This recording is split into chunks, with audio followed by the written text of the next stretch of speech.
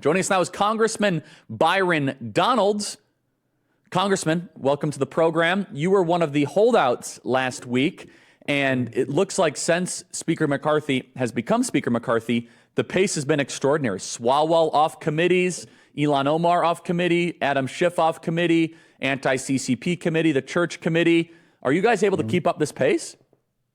Yeah, we are, because that's just the investigative stuff, and there's going to be more to come. But we haven't even gotten into border policy, energy policy, financial services policy, capital markets, what we're going to have to start thinking through about tax policy as the Trump tax cuts are going to expire in a couple of years. There's a lot of work to be done. The country has been neglected for far too long. And House Republicans, we're committed to that work. Yeah, and so obviously not having the Senate is a barrier in some sense, but walk our audience through some of the rule changes that you were able to broker last week. Well, a couple things. Everybody's been talking about the motion to vacate. That's one. I think it's important for people to understand that for more than 100 years, any member of the House of Representatives could have went to the floor and called for a motion to vacate the chair. Any one member, Republican or Democrat, didn't matter. Nancy Pelosi's the one who changed the rules. She's the one that said, no, I don't want this rule when she was speaker. And so we were saying, well, look, we shouldn't be following Nancy's rules. Let's get back to the rules of the people's body. That's what we did. That's one. Second one is on germaneness and single subjects. We put it in there, and it's actually very clear language that was refined and beefed up to make sure that what we're doing here is a bill that, if the bill is about spending in the Defense Department, it is about spending in the Defense Department. If it's about a post office, it's about a post office. But what happens too often, the omnibus package is indicative. That was a coin bill. The Senate basically opened up a coin bill and dumped in $1.7 trillion in spending. That is not going to be allowed in the House of Representatives. The Senate can pass whatever they want, but they've been put on notice. If you do that mess and you send it here, it's going to be out of order. That's number two. Number three, the weaponization of the federal government, a church committee that was announced.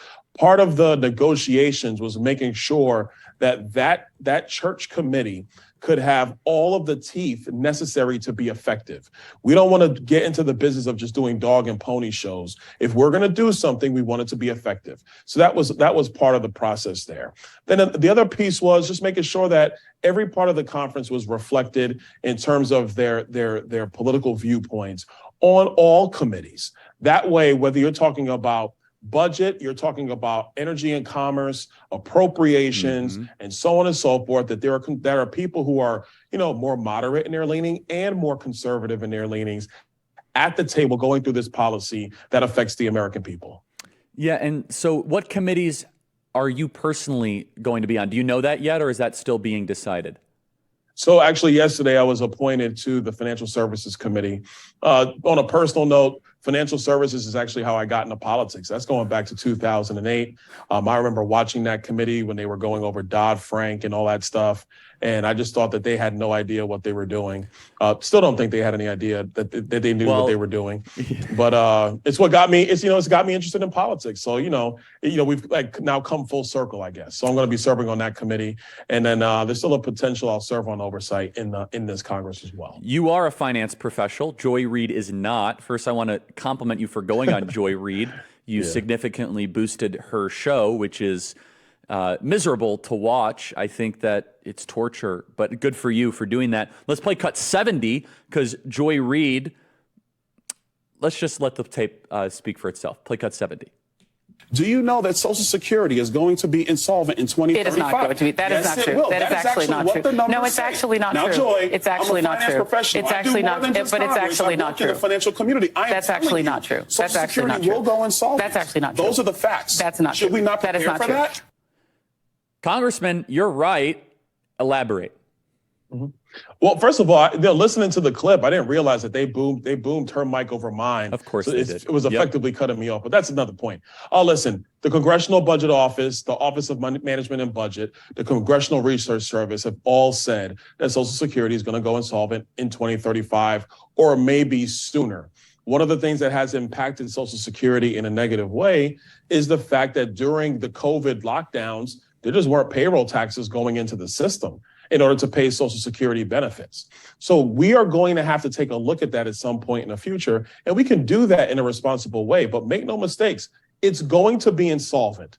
My view is that we need to sit down and start to have plans about how to address it, where you are taking care of the current retirees who will be able to get their payments that they were promised and will continue to be able to deliver that, while at the same time making the necessary adjustments for future Americans so that if they still want to take advantage of Social Security in the future, that it's there for them as well. That's what we're talking about. But to put your head in the sand and say it's not insolvent, it's not going insolvent, then you're lying to yourself and you're lying to the American people. Well, truth is not a left-wing value, and Joy Reid is a dumb person. I hate to be that blunt. She's just not very smart. You continue talking to Joy Reid, Cut 69, about the woke military policies. Play Cut 69.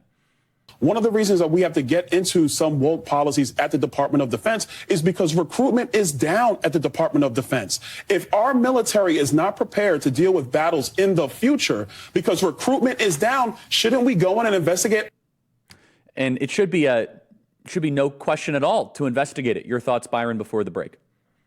Look, I totally agree. It makes no sense at all. We already know about the diversity, equity, and inclusion programs in every branch of the military. Members of our armed services have been talking about this. There was one gentleman in particular lost his commission because he wrote a book over it. We have to dig into this. And last but not least, recruitment is down.